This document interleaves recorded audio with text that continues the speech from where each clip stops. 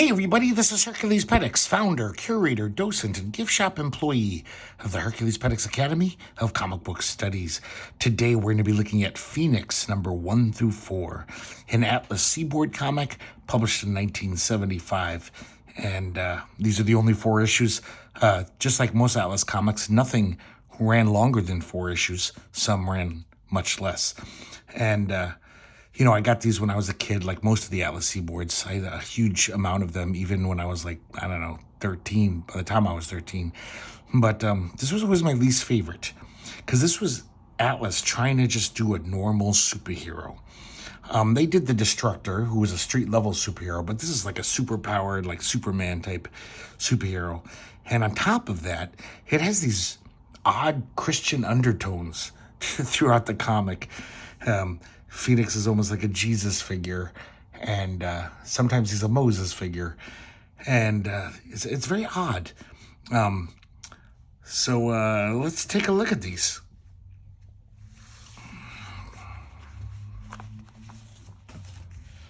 So here we go, Phoenix number 1. I was surprised at how beat up this is. I don't have many comics this crappy in my collection. For years, I was very compulsive about my comics and keeping them in good condition. But I have a feeling I had a nicer copy.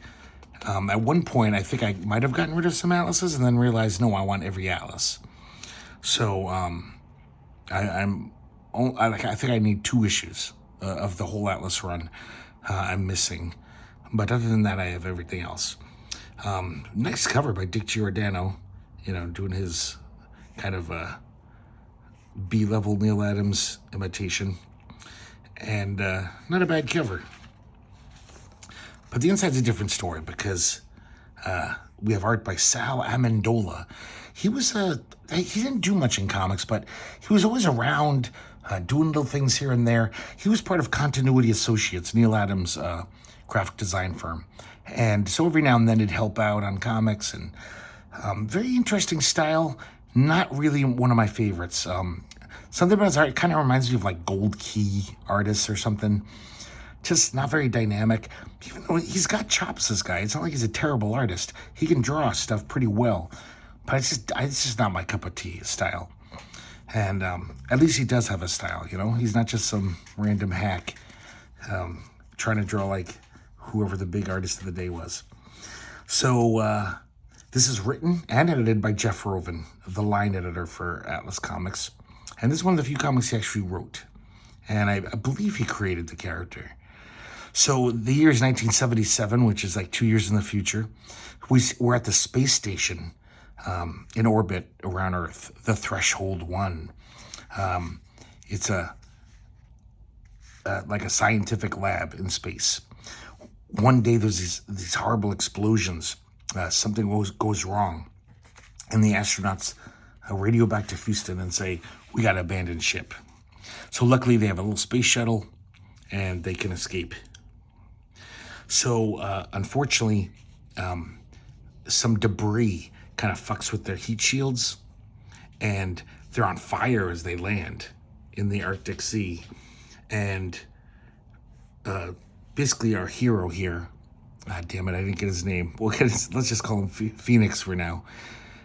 Phoenix is the only one to escape with his life. The capsule blows up with the 2 other astronauts in it. He's blown onto shore, the icy shore. I kind of like that panel. That's pretty nice, with no borders. And he's picked up by these aliens. So apparently these aliens have had like an underground base in the Arctic for forever. And they've been monitoring Earth. And they start arguing amongst themselves. They're like, you know, one of them is kind of a nice guy. He's like, you know, we can't let him die. He's an intelligent being. They're apparently a very advanced race. And supposedly, you know, kind of benign. And I gotta say, some of this art I do like. But then, like, some of the faces, I don't know, the style just rubs me the wrong way. So they're all arguing about it. One says it would ruin the experiment. Some of them just say, we should just kill him and get rid of the body so the humans can't find him. But most of them are just like, let it just let him be. And I believe the name of the guy who's like, the more moral guy who wants to save him, I think his name's Neray. So Neray convinces them. He says, if we just let him die, the humans will find him and they might find our base. So let's just take him in. Meanwhile, back at Houston, we see Phoenix's boss. And they're like, what are we going to tell the wives of these astronauts? Damn it. They don't know they're dead yet. And that Phoenix is abducted by aliens. So he finally wakes up, our hero. And, okay, wait, I think his name's Ed. I'll just keep calling him the hero or Phoenix. And they basically say, okay, we're going to let you live here, but you can't leave. You can't ever tell anyone what you saw. But we don't want to kill you because we're kind of, we're not monsters. See, every now and then he just kind of neat art like that. Even though that's a very weird body position. But it kind of looks cool and dynamic. It reminds me of Tiger Man. I think Tiger Man does that pose in one of the issues. And it seems like these guys have amazing powers. They wear these suits and these gauntlets that, they superhuman powers. They can do atomic blasts and shit. See, that's a really nice panel. Maybe I do like Sal Amendola. And for the most part, I don't. But that's pretty nice, I gotta say. And that's so nice, too. So Neray gives him a tour of this base. And he basically says, we seeded your planet a millennia ago. And we've been watching ever since.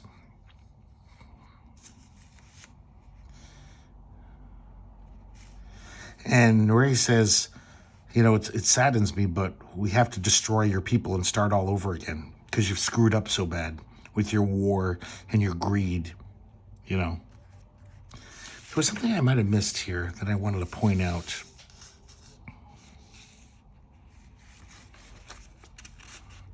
Oh, yeah. So the alien says to him when he's explaining, the history of the aliens on Earth, he says, in the beginning, God created this planet and all things else in the universe. So even these aliens believe in God. They evolved in a different part in another solar system and became highly advanced.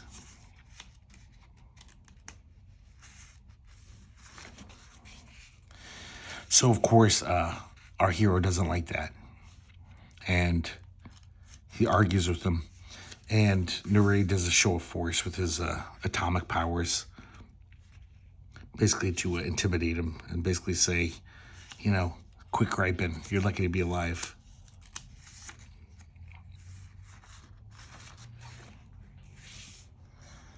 That weird face.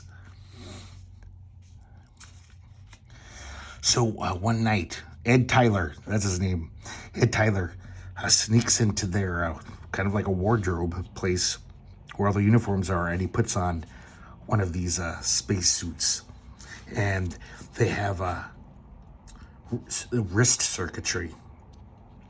And that's where all the power comes from. So he tries to make his escape. And he confronts the aliens and fights with them. He's doing pretty good for himself. And then he uses his new atomic powers to basically blow a hole in the wall and make a tunnel out to the surface. See, this totally reminds me of like Gold Key or something. It's very stylized. Sal Amendola kind of reminds me of those artists. Like when I was a kid, I don't know why, photography wasn't that rare when I was a kid. But all the like fashion catalogs in the newspaper, the ads for like a department store showing fashions, it was always sketches. They wouldn't just show a model in the clothes. They'd have like some fashion artist and draw like these kind of wispy, loose line sketches. I don't know why. And that's what it kind of reminds me of, that like fashion art. It's a kind of weird contorted position there. He looks like his back is broken. as he's flying. Yeah, so he can fly. He's pretty damn strong with these atomic powers, with these wrist circuitry. And he realizes he can't return to his wife in Houston because, the aliens might find out about her and use her for ransom. He actually says crap. I know that sounds silly, but that was rare. I guess it's okay with the comic code. Crap isn't a full-on curse word. I can't remember any Marvel or DC comic hero ever saying crap. But once again, Atlas always pushed the boundaries of the comics code. So many things I don't know how they got away with. So now we're in Iceland, by the way. I didn't mention that. Now the camera, the settings switches to Reykjavik, the capital of Iceland. And all of a sudden, these kind of like volcanoes start blowing up. Like the Earth's core is heating up too much. And the whole city becomes this inferno. So Ed realizes what's going on. The Phoenix realizes what's going on. And, he's a good guy, so he's going to save everyone, try to save everyone.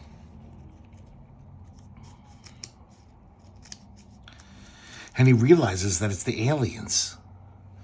So it's like weird. These guys were all just like, oh, we're so cool and peaceful. We don't want to kill anyone. We're not as barbaric as you Earthlings. But now they're just blowing up Reykjavik? I mean, I guess they are planning on killing every human, so it makes sense. I forgot about that. But it is just weird. Like, these guys have super technology. Just make a nice, quick thing and nuke everyone. You have atomic power. But they're kind of like comic book villains, just like attacking cities randomly. So Phoenix kind of intercepts this beam that's causing all these fissures and the lava to come out. It's kind of interesting panel. It's all white. And I guess the aliens in this base, Phoenix is basically pushing their power back at them. And the whole base explodes. It's a pretty nice explosion.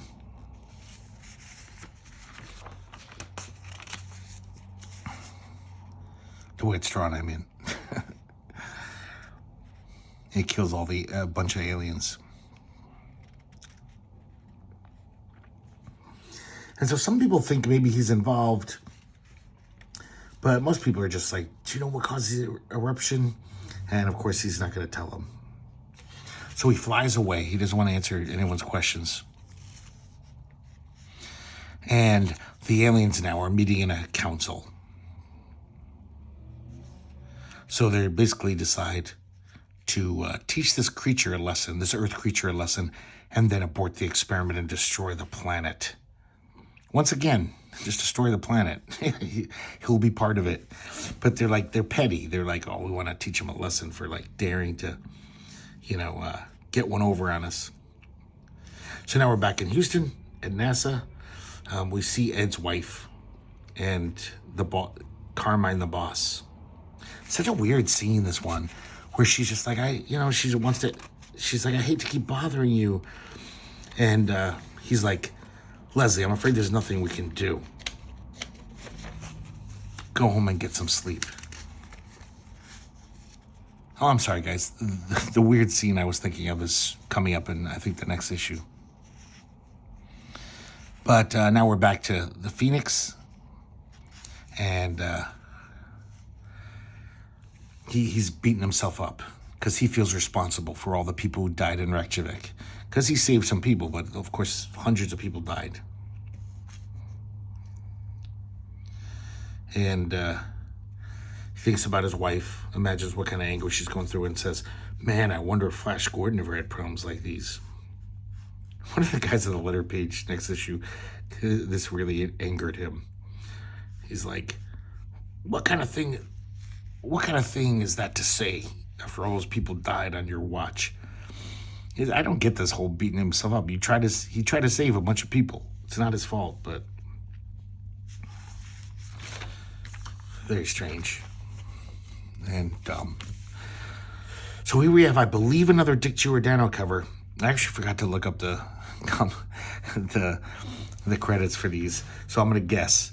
And if I'm wrong, I'll put it in the comments, in the notes for this episode. But I'm pretty sure that's another Dick Giordano, just by that woman's face. Dick Giordano does a nice slick job, even though it's not that exciting. This whatever. Phoenix and the sea ran red. So now we're in New York City, and all of a sudden, UFOs, flying saucers, attack New York City. I should mention, so this was written by Gabriel Levy.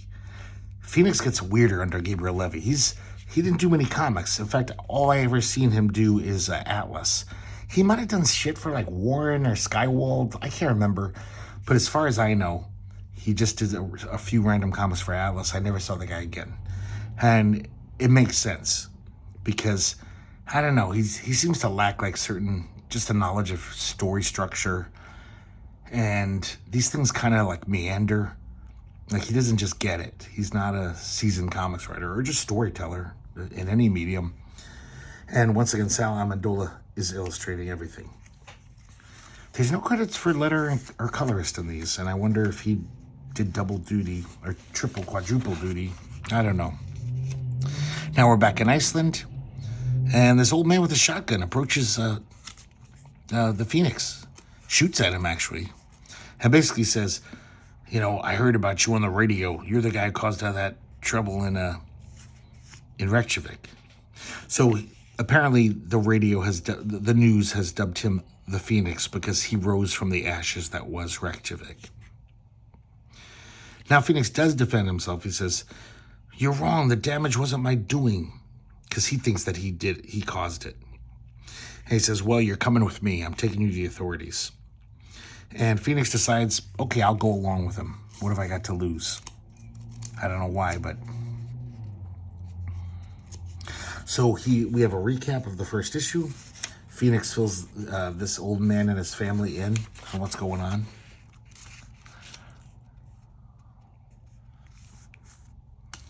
And the daughter reads in the newspaper how 3 astronauts are missing. She's like, I think he's telling the truth. And then all of a sudden he feels his skin crawling. Like there's radiation in the air. And look at this weird thing he does. I don't think it's just a style thing. I think he's almost trying to do like a Spidey sense thing. Like maybe whenever Phoenix senses radiations. Yeah, he's got this weird, I don't know, thick black line around his profile. But the reason why is because a flying saucer attacks them now. So they're attacking New York City, basically trying to kill everyone, and they're going to get revenge on Phoenix. The aliens kill the whole family. It's kind of almost like Walt Simonson-esque, with the lettering being very much part of the graphic design of that panel. And so then Neray, I probably got his name wrong. I think that's his name. He's the nice alien who wanted to save him. Phoenix basically kills him, or basically throws a killing atomic blast at him. And with his, he's still alive though. And he says, Neray, is that you? He's like, why did you participate in this attack? Basically he's like, I thought you were one of the cool ones. And he says, I didn't want to make war on you guys, but my loyalties lie with my race, the DEIEI, the DEII. Just as you were loyal to Earth, I am loyal to my people. And he says, since I'm dying anyway, though, he kind of gives him a little information. And he basically tells him about New York City. So even though New York City is being attacked and probably thousands of people are being killed every minute, Phoenix takes the time to bury the alien and the family. Even makes these headstones, which I guess if you have atomic power, maybe it doesn't take that long. But still, once again, just odd writing. So he flies to New York City really quick and he takes on the flying saucers. Of course, he's yelling at him. He's like, "You say you're advanced." I like this line. "You say you're advanced, people? Okay then, let me advance you all. To hell." That's another thing. I know this sounds weird, but I don't think they used hell that often in comics. I think that was a no-no with the Comics Code for the most part. That it was usually a euphemism for it, like Hades. Go to Hades, they'd say.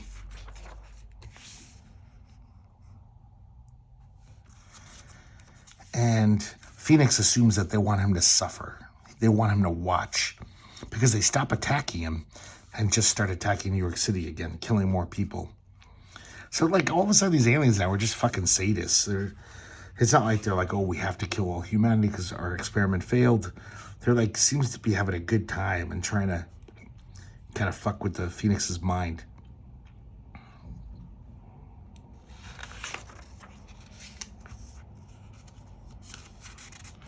And now we cut away to Houston. That guy Carmine, the boss, is telling the wives that, yeah, we found 2 dead bodies. Haven't been identified yet. And so obviously one is still missing. And they, up in the Arctic, they identify the 2 bodies.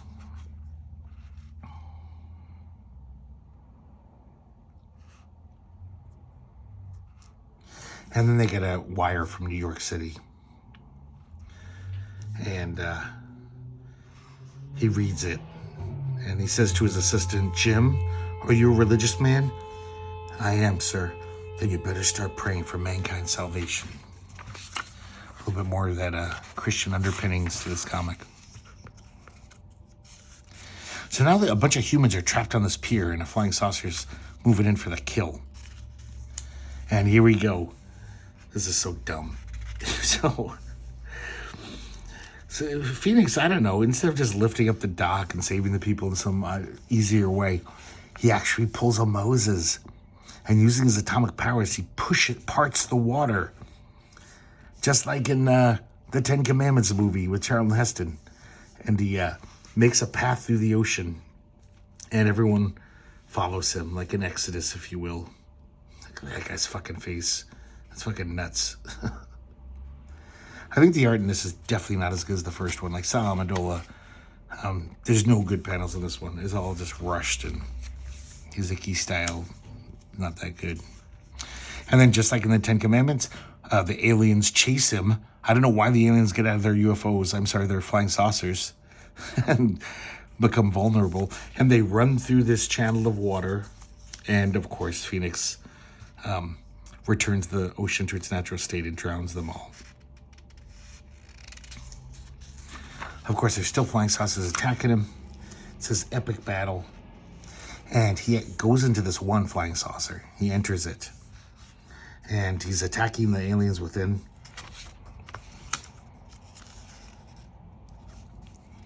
He's trying to get to the control room.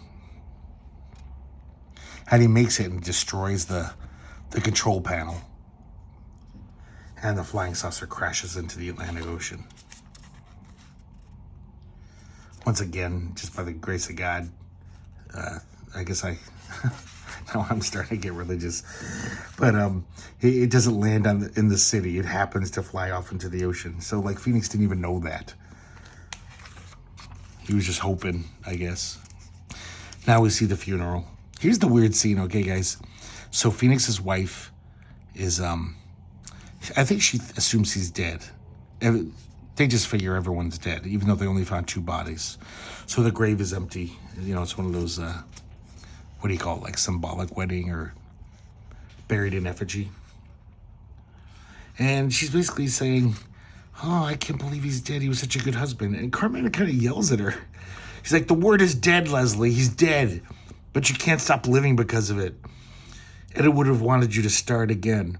Which is nice advice if you're not yelling at a poor widow who's just lost her husband. And he even says to his assistant, he says, "Damn, it's a shame I had to get so rough with her." What a dick. And then the wife goes home and Phoenix shows up. I kind of like the coloring in this panels in the, the shadowy room. And he's in zipatone and stuff. And of course she's overjoyed, but he says, I gotta leave you. I gotta protect the earth.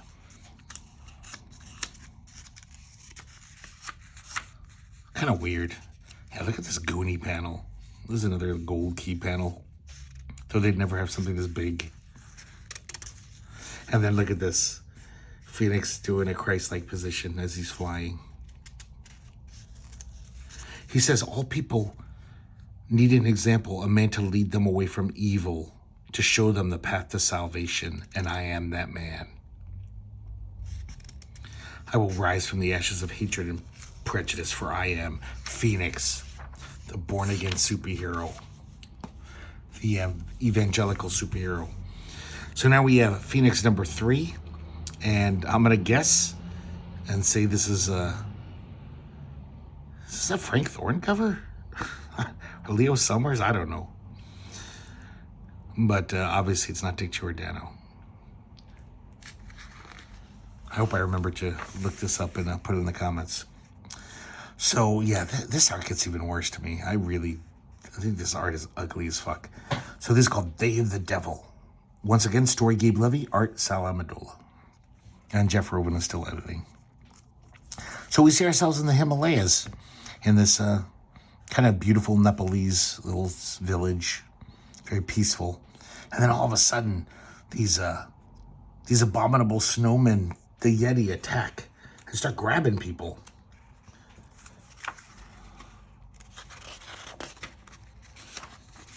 Okay. And now we cut away to Phoenix.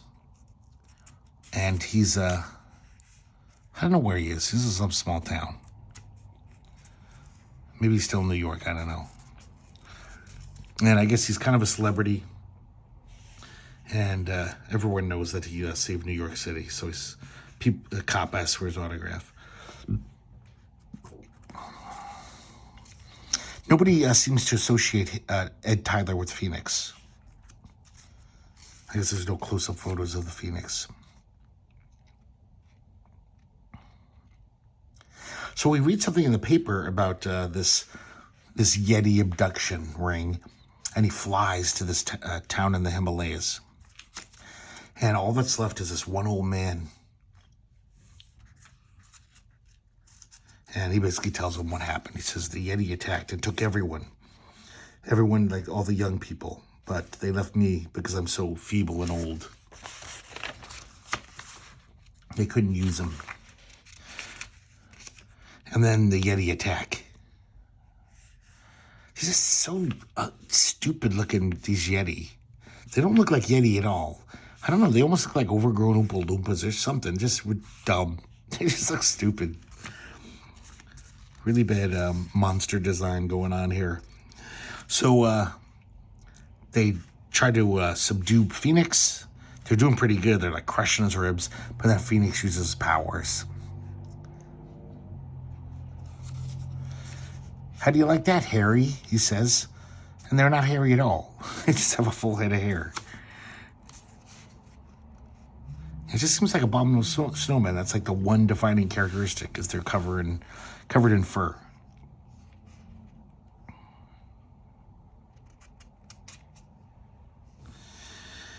So Phoenix tells the old man he'll try to save his people. But he says, you must take me with you.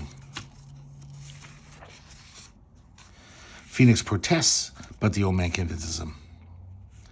He says, I don't even want to be alive if my people die. So I know it's dangerous, but I don't care. And as they fly towards the Yeti encampment, I guess, I think the old man knows where they live. All of a sudden, this guy pops up out of nowhere. And it looks like Satan. It's, the old-timey view of Satan. Horns, bright red skin. It's like the deviled ham devil on the can.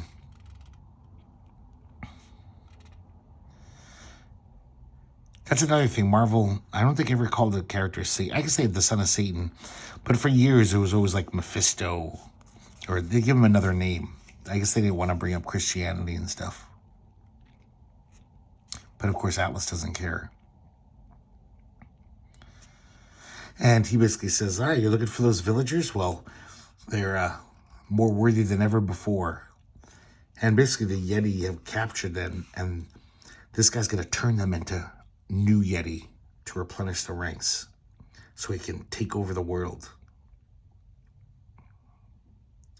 Phoenix knows something's up because he's like, wait, I got a radiation reading from this guy. So we see this little super scientific compound. All the villagers are being strapped down, and I guess they're going to be turned into Yeti. Phoenix punches the devil, and I guess his mask comes off, and he's one of the the aliens that gave him his powers. Of course, when they restrain him, they put him up on this crucifix-looking thing. So now he's calling himself Lucifer. I guess he was one of the Dai, and thousands of years ago they kicked him out because he was doing abominable experiments on humans. And basically, Phoenix has killed all the other aliens. So now that they're out of the way, he's emboldened. And he's going to make this Yeti army and take over the Earth. And then he pulls out the Loch Ness Monster. So basically, this Lucifer, Satan guy, I guess, has created all the cryptids in the world. And I wonder if there's like chupacabras and, Jersey devils. That would be cool if he had all those too. And so the old man is still there, if you remember, the feeble old man. And he says, the devil's forgotten about me because he's dealing with Phoenix. And he smashes the controls.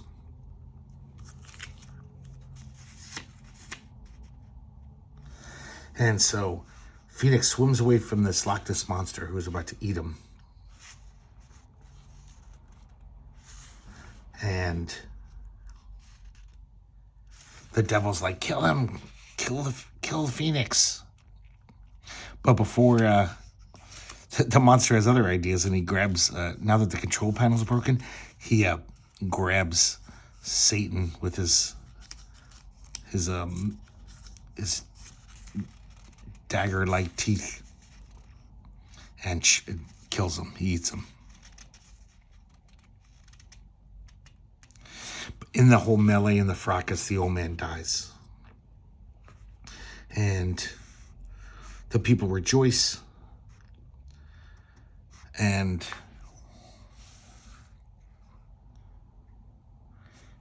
Phoenix comes out holding the body of the old man. They say, you have saved us. We must thank you. Excuse me. Let me get some water. And he says, it's not I who saved you. It's the old man. He sacrificed himself for you. So, remember him.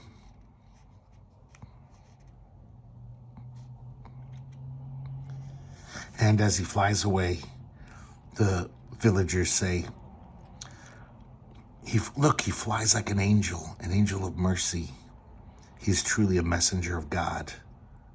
And the villagers bow and pray, which seems kind of sacrilegious. Okay, guys, this is such a treat. This is such an oddball little comic. This is The Rat Pack, is the name of the story, featuring the Dark Avenger, who only appeared in this one little backup comic. And it's written by John Albano, who wrote a lot of the great Atlas comics. Pencils by a young Pat Broderick. And I'm pretty sure the only credit Terry Austin has in Atlas Comics. He inks this, and inks it beautifully. This is just an incredibly drawn story. Superhero art is really beautiful. Pat Broderick was great back then, just on his own. Then on top of that, Terry Austin, this might be one of his first credits, Terry Austin, and he's already right out of the gate just phenomenal. And we see the Dark Avenger, and he's breaking into this basement where this gang, the Rat Pack, are torturing this guy by putting rats on him. Listen to this little thing here.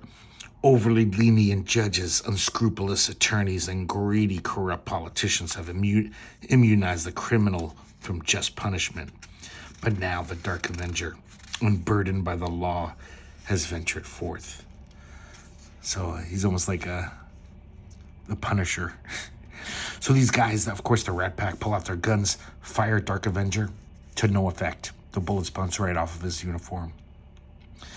He starts beating the crap out of him. I should comment, though, just look how great this page is. Look at Terry Austin, even more detailed than he became. I guess, it's his first job, so he wanted to really impress people. But, man, such good inking. Such fine lines. Like, so much work went into this.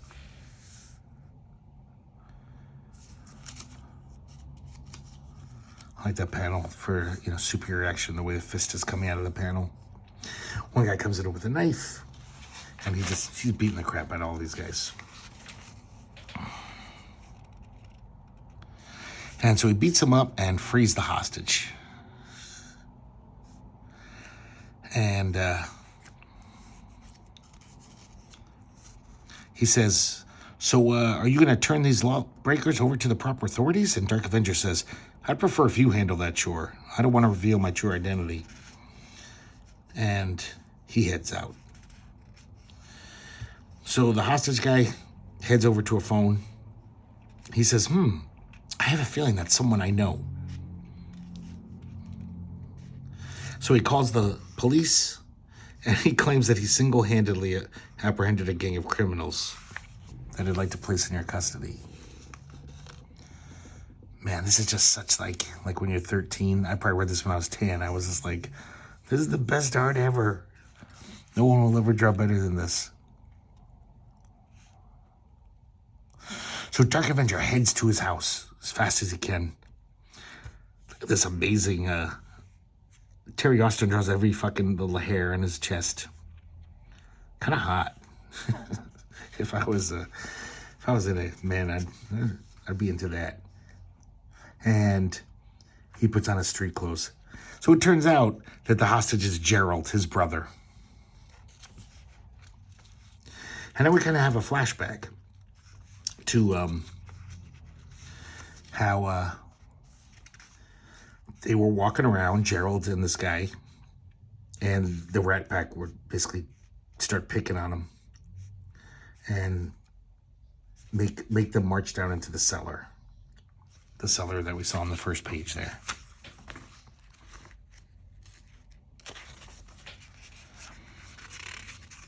And it's kind of a little confusing because then they keep showing these panels of the Dark Avenger at home, petting his dog. He's telling the story to his cute little dog here. Back to the story. They're threatening Gerald. He's kind of a wuss. And the Dark Avenger brother, I can't remember his name, he tries to fight him, but they knock him down. Man, this inking is so good. And Gerald says, my brother, he's been saving all this money. And basically they do a plan. They tell the Dark Avenger guy, and they say, okay, we'll let you leave. You get that money, or there'll be nothing left of your brother by the time you get back here. His name's Arthur, by the way, the Dark Avenger. So Arthur heads out, and he runs home as soon as he can and gets his Dark Avenger costume. Man, I love that panel. When I was a kid, I thought, oh, that's the coolest superhero ever. His uniform, though, is so dumb. What the hell is this thing? Is it like a whale? Is it Moby Dick's mouth breaking the surface and opening his mouth? I never understood that motif. It's so odd. But the rest of them, I think, looks pretty damn cool.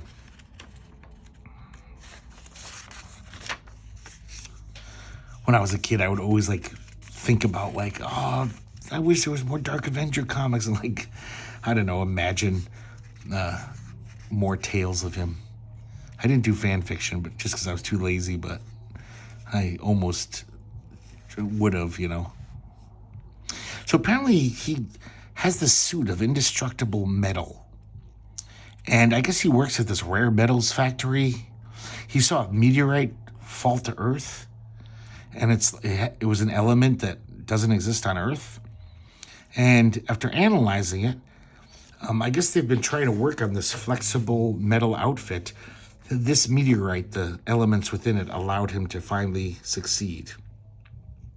He put it in a nuclear heated oven and basically made this totally flexible suit that is completely bulletproof.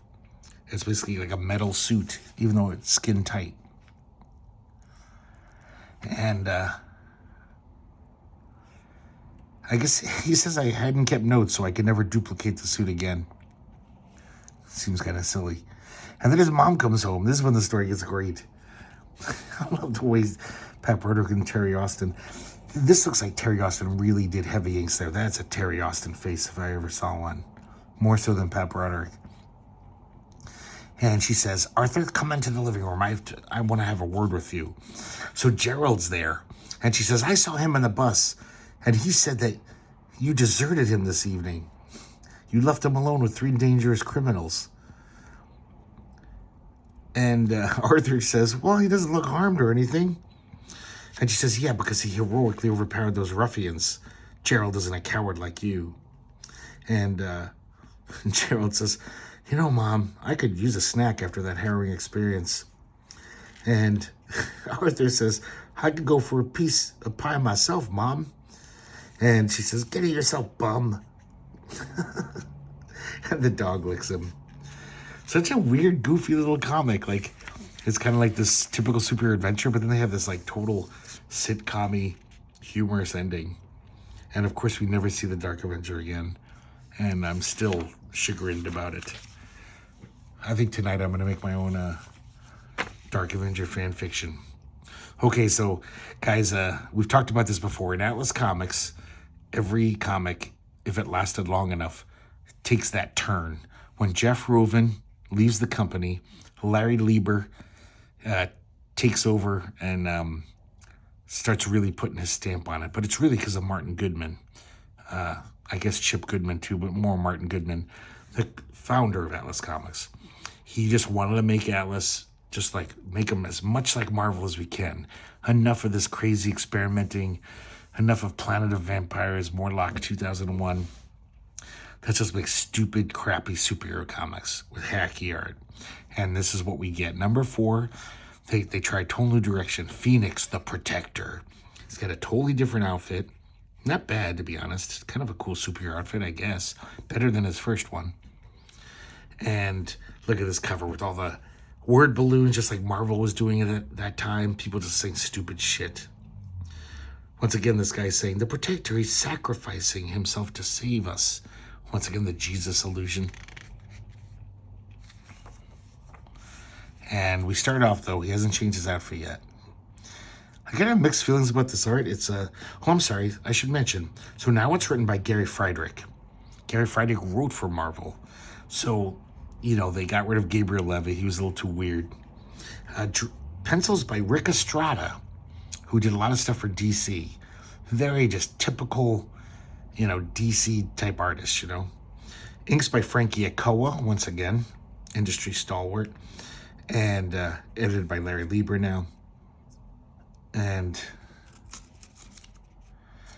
this is very odd here. What?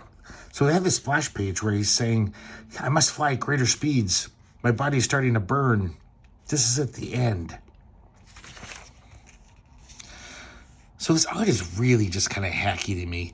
But part of me kind of likes it. It's just that total, look at that face there. That's pretty goony.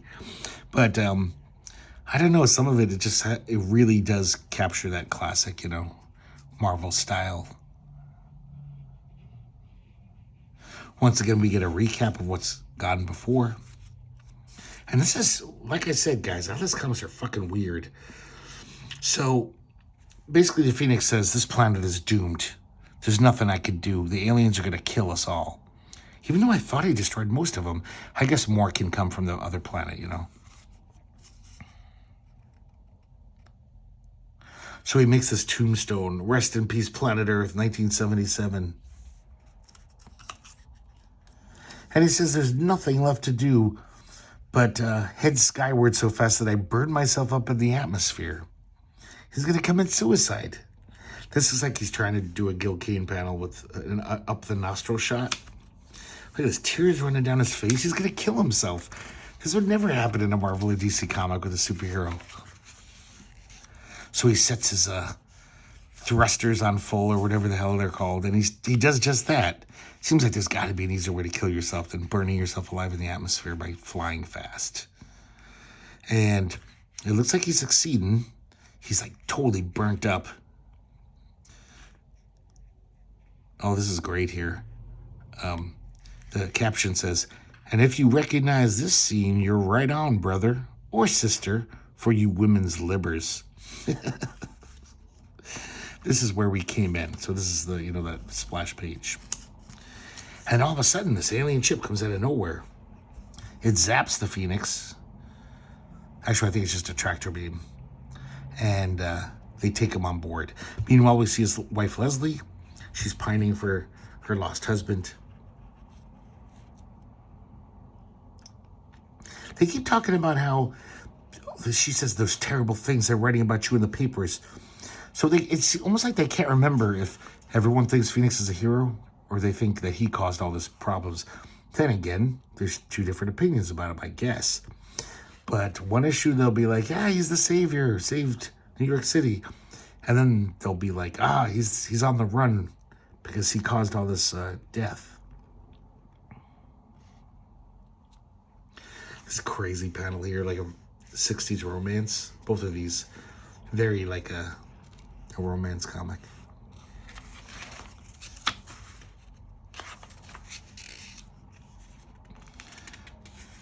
So Phoenix wakes up, and he's got bandages on his face. I guess because, he burned up. And there's all these like kind of sexy Amazon women with these goofy helmets on. He gets up, he's furious.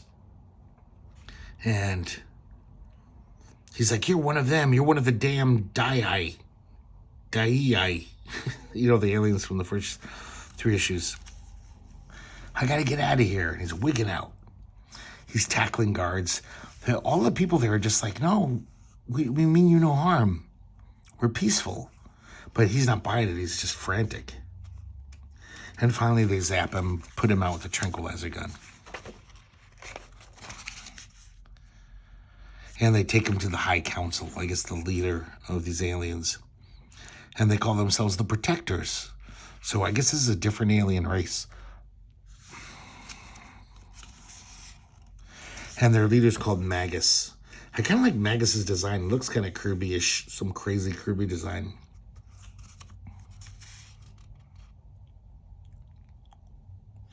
And he says that the Protectors were appointed Protectors of the Universe eons ago. And they've roamed the cosmos observing life and sometimes using force to protect it.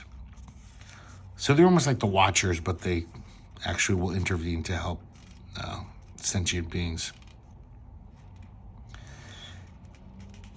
And apparently he says that they sent the Dai to Earth to monitor the human race. So I don't know why these look more humanoid. I think they're a different alien race, but they're allied with the Dai. And I want to know how that's really pronounced. I really doubt it's pronounced Dai, but I can't imagine any other way to pronounce it. So basically, they come to the same conclusion the Dai have. They're like, you guys have raped your planet, killed for sport. If it was up to me, I'd eliminate your planet instantly. But Magus is... Oh, I'm sorry. He's not Magus. He's working for Magus. He says, Magus has commanded us to give you a final opportunity for redemption. And it's all going to be up to you, Ed Tyler.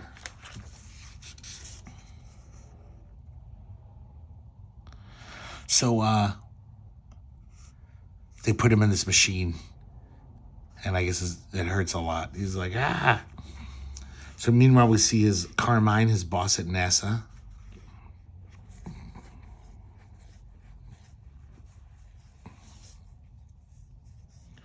And yeah, not much there. Back in the spaceship, I guess, I don't know if they shaved his head or his hair all burned off when he tried to commit suicide. He makes a bad Yul Brynner joke, very dated.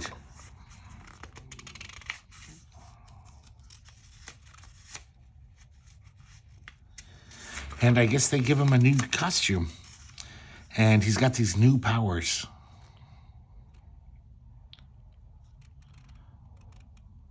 I'm trying to see what the powers are. I can't remember. They're different than the... I think he actually has the power now. It's not just his outfit.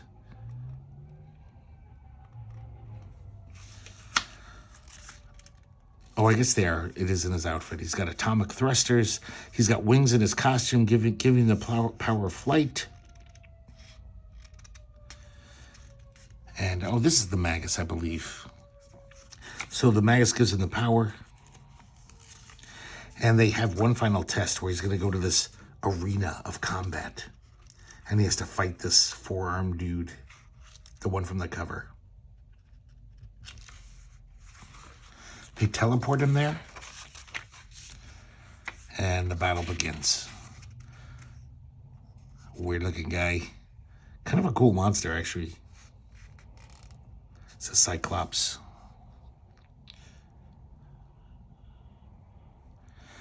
And it looks like Phoenix is down for the count. But he ends up victorious in the end.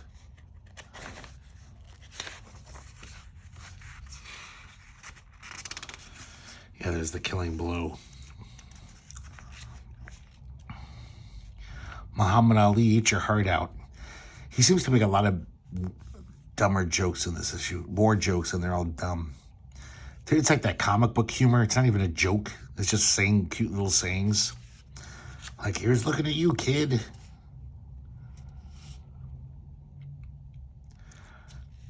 He's got the Zapper Ray, which can only affect inorganic matter. So he drops this mountaintop on the four-armed Cyclops.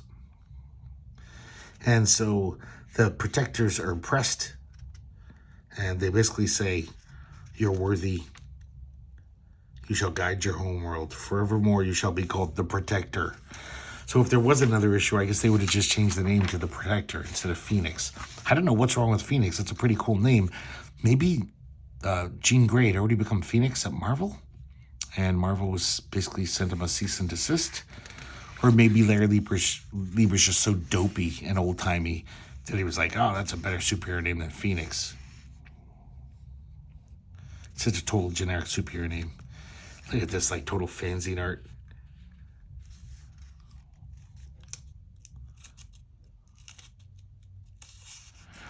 I'm trying to see what he tells him here. So now the protectors say that they have rid your planet of the die-eye, for they failed in their mission to civilize your race. Even though they claim that if he fails, they're going to kill everyone on Earth too, just like the die-eye. So I don't know, this seems kind of weird. He says the protectors say, the moment you show hatred, bigotry, greed, or any of the other human plagues, mankind will be doomed.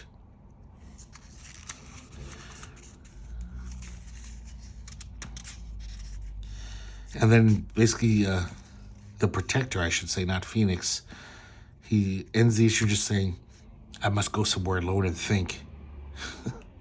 That's not very exciting. Go think about what a dumb comic you're in.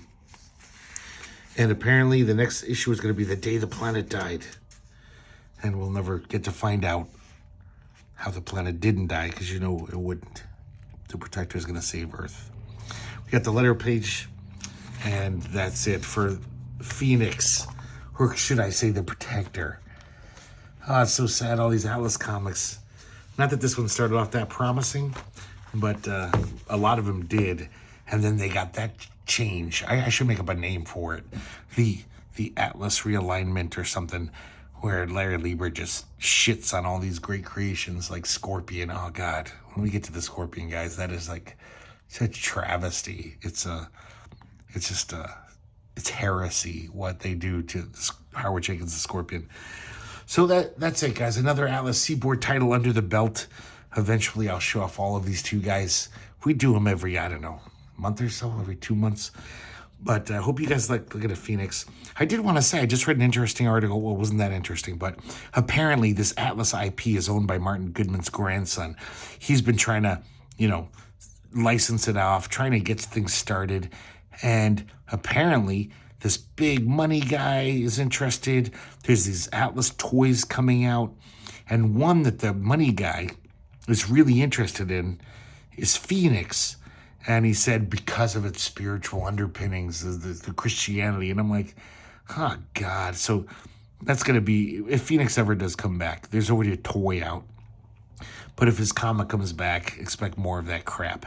Because I guess he's a born-again millionaire, billionaire, a Christian greedy fuck.